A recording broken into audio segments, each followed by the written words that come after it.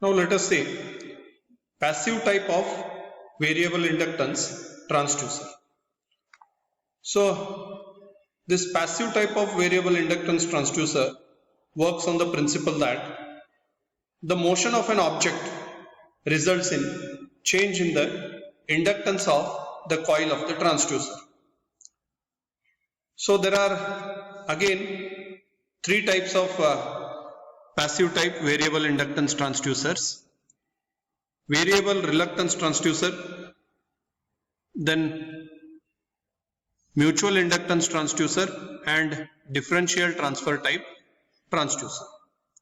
So let us see first variable reluctance transducer. In these transducers, a change in the reluctance of the magnetic circuit by a change in the physical quantity results in a similar change both in the inductance as well as inductive reactance of the coil.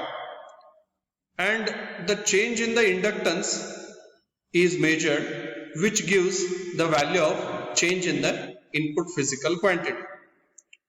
So here the inductance of the coil can be changed by change of two parameters.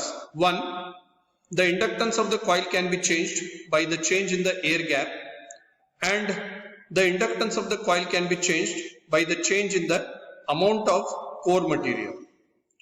So here the transducer which makes use of air gap change are called as reluctance type transducers, and the transducers which utilize variable core are called as permeance type transducers. So this is a variable reluctance transducer. In case of variable reluctance transducer, there is a permanent magnet. Around the limb of the permanent magnet, the coil is wound. Then there is armature, or there is a magnetic metal which is called as armature, and it is required to measure the displacement of this metal. Now as this metal is moved towards the magnetic field, then it affects, it changes, it cuts the magnetic flux, and as a result there is an increase in the inductance of the coil. And as this armature is moved away from the magnetic field, there is a decrease in the inductance of the coil. So here, whenever the armature moves, there is a change in the inductance. So therefore, the displacement of this armature is measured in terms of change in the inductance. Now let us see variable permeance transducer. So in case of variable permeance transducer, it works on the principle that the inductance of the coil changes with the change in the amount of the core material linking the coil. So here the displacement or velocity or force which is applied to the core material can be measured in terms of change in the inductance of the coil. So variable permeance transducer consists of a tube of insulating material around which coil of n number of turns is wound, and there is a movable magnetic core. The magnetic core can be moved inside a tube of insulating material. So now when this core moves inside the tube of insulating material, then as more amount of core will be linking with the magnetic field or magnetic coil, in that case the inductance of the coil increases. And as the core is moved away from the tube of insulating material, then the inductance of the coil decreases. So therefore the movement or the displacement of the magnetic core is measured in terms of change in the inductance of the coil. So by using this type of by using either variable reluctance type or variable permeance type transducer, we can measure the physical quantities like displacement, velocity, acceleration, force or pressure in terms of change in the inductance of coil. Now let us see mutual inductance transducer. This mutual inductance transducer is also a type of passive type of variable inductance transducer. So in this case, it consists of a magnetic core, and on one limb of the magnetic core, the energizing coil is wound, and on another limb of the magnetic core, the pickup coil is wound. Now this energizing coil is supplied with the AC supply, and there is an armature which is movable. So the displacement or velocity of this armature is to be determined. Now when this coil is energized and when there is no armature present in the vicinity of this magnetic circuit, then we get the output voltage across the pickup coil which is at normal value.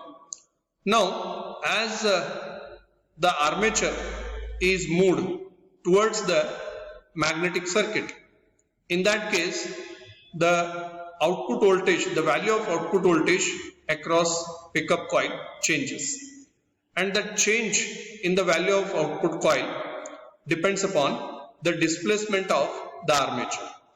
So therefore here the displacement of this armature is measured in terms of change in the output voltage across the pickup coil.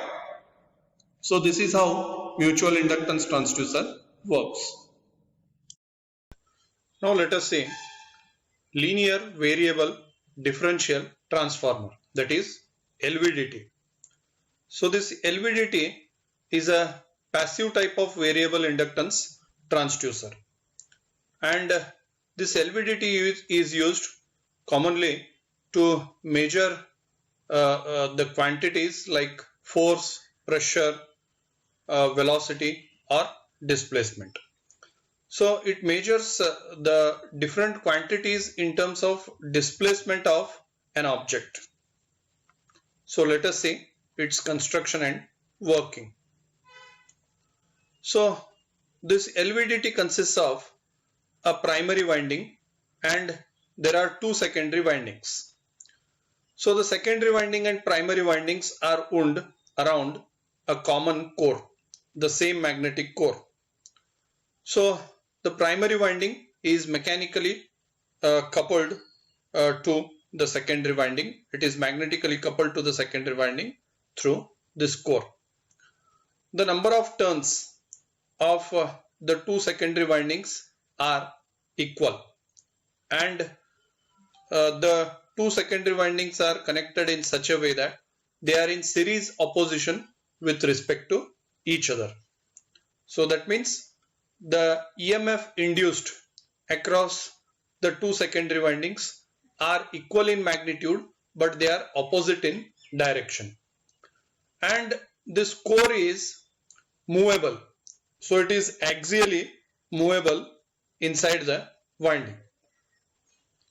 So now let us see how it works. So when the core is at the center, that is at normal position, then when primary winding is energized by means of AC supply, then the voltage induced across the two secondary windings, that is E1 and E2, are equal in magnitude and opposite in direction. Therefore, these two EMFs cancel out each other and the net output voltage V0 is 0. So now when the external force is applied to this movable core, obviously the movable core will move. Suppose if we consider that the movable core moves towards coil S2, in that case E2 is increased, so E2 will be greater than E1, and Therefore, the output voltage V0 will be equal to E2 minus E1 and it is in phase with E2. Similarly, when the external force applied moves the movable core towards S1, in that case E1 will be more. So E1 will be greater than E2 and the net output voltage V0 is equal to E1 minus E2 and it will be in phase with E1. So therefore here the net output voltage V0 is a function of distance moved by the core. It is the displacement of the core. So in this case, the applied force or displacement of this movable core can be measured in terms of output voltage V0. As force is increased, there is more displacement and output voltage V0 will also be increased. So therefore the applied force and displacement is measured in terms of output voltage. And the phase of the output voltage, it gives the direction of displacement. So in this way, by using this LVDT, we can measure the quantities like force and displacement and also their direction by using this LVDT.